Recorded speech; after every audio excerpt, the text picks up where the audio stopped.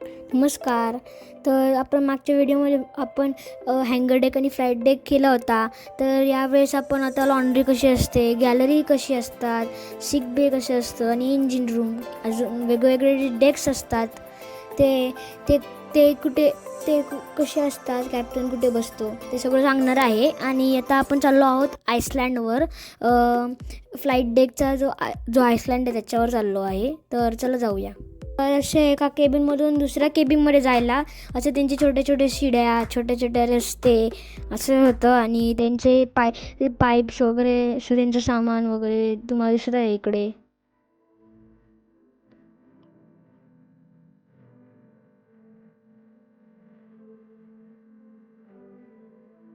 तुम्हाला असे इकडे वेगवेगळे असे केबिन्स आहेत. तर हा जो केबिन आहे ह्या केबिनमध्ये बॉसची चेअर आहे. आणि मग बॉस जो असतो त्याला पूर्ण समोरचं एकदम क्लिअर दिसतं. तर इथून तो वेगवेगळ्या गोष्टी कंट्रोल करतो. तुम्हाला दिसत असतील बटणं आहेत.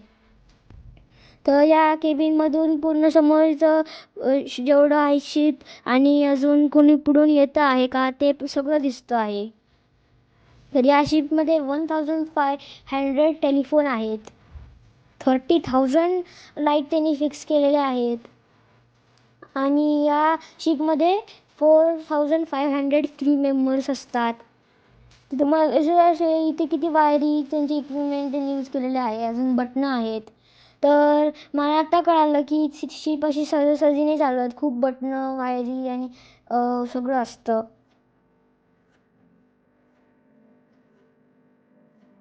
जो माणूस होता तो प्रत्येक केबिनमध्ये जाऊन आम्हाला त्यांची माहिती सांगत होता.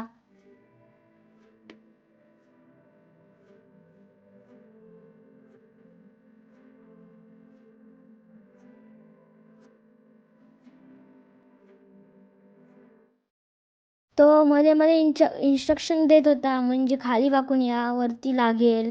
तर ते आपल्या सेफ्टी बघून ते इन्स्ट्रक्शन देतात दरवेळेस.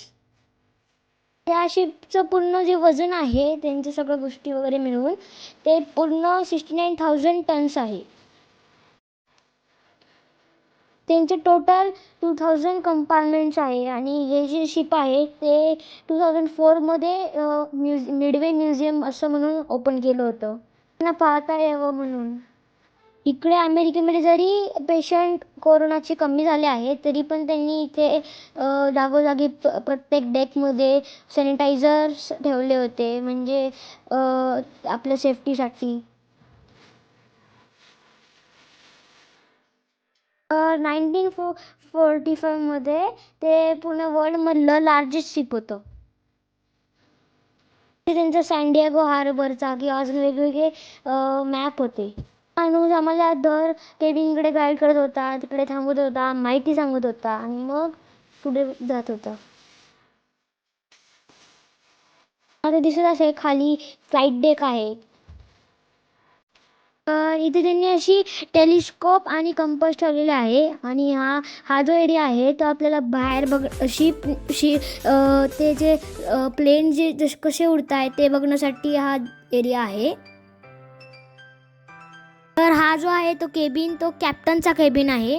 आणि कॅप्टनची जी खुर्ची होती त्या खुर्चीवर कोणीच नाही बसायचं, नुसतं कॅप्टन बसायचा. एक माणूस, नुसतं कॅप्टन.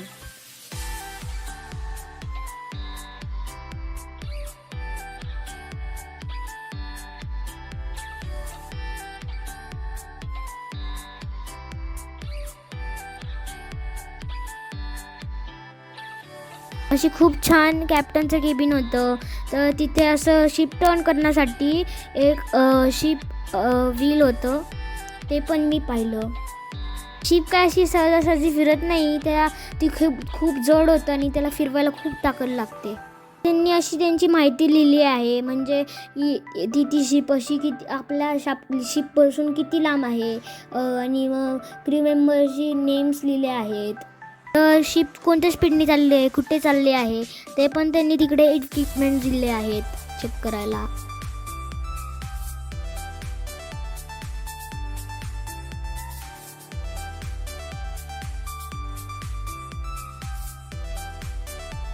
तर हा जो आपल्याला मॅप दिसतोय ना, तो हा फ्लाईट डेकचा मॅप आहे.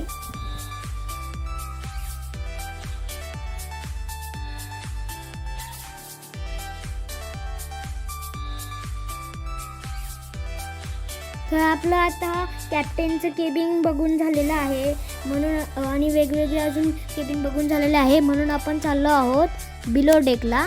आणि तिथे लॉन्ड्री, गॅलरी, सिक बे आणि इंजिन रूम आहे. तर चला बघूया. हा शिपचं सगळं किचन आहे आणि ते डेली 13,000 मील्स करायचे आणि 500 पाईस फॉर डेझर्ट आणि 1000 लोव्स ऑफ ब्रेड डेली.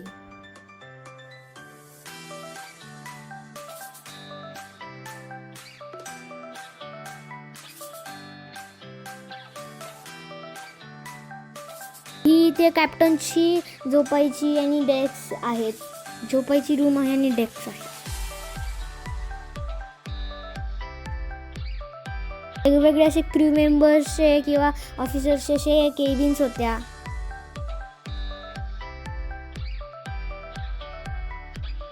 तर इथे त्यांची एक्झिक्युटिव्ह ऑफिसरची रूम होती, म्हणजे डेस्क आणि सोफा एका रूममध्ये आणि दुसऱ्या रूममध्ये झोपायची जागा, असं त्यांनी नीट अरेंज केलं होतं.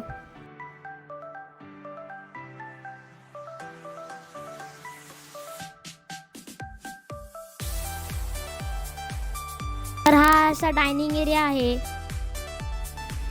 किती मोठं किचन होतं ते. आणि इथून आपण फूड त्यांनी ठेवलं होतं, तिकडून आपण ते क्रू मेंबर्स फूड घ्यायचे.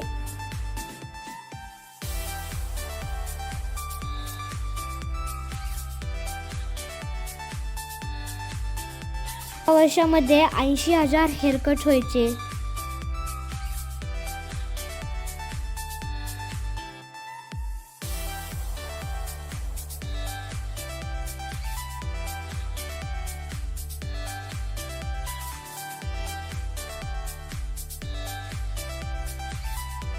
तर मला हे शिप खूप आवडलं.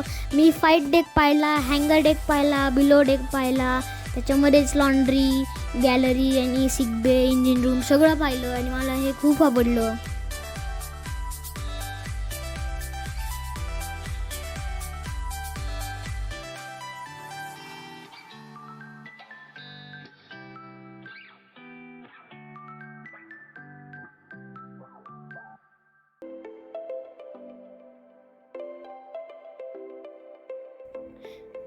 Thanks for watching this video. तुम्हाला व्हिडिओ आवडला असेल तर लाईक करा, शेअर करा. चॅनलला सबस्क्राईब नसेल केलं तर सबस्क्राईब करा. तुम्हाला हा व्हिडिओ कसा वाटला, तुम्हाला काही क्वेश्चन असतील किंवा क्वेरीज असतील तर मला ते इंस्टाग्राम पेजवर किंवा फेसबुक पेजवर एक नक्की कमेंट द्या. हसत राहा, मजेत राहा आणि आनंदात राहा. धन्यवाद.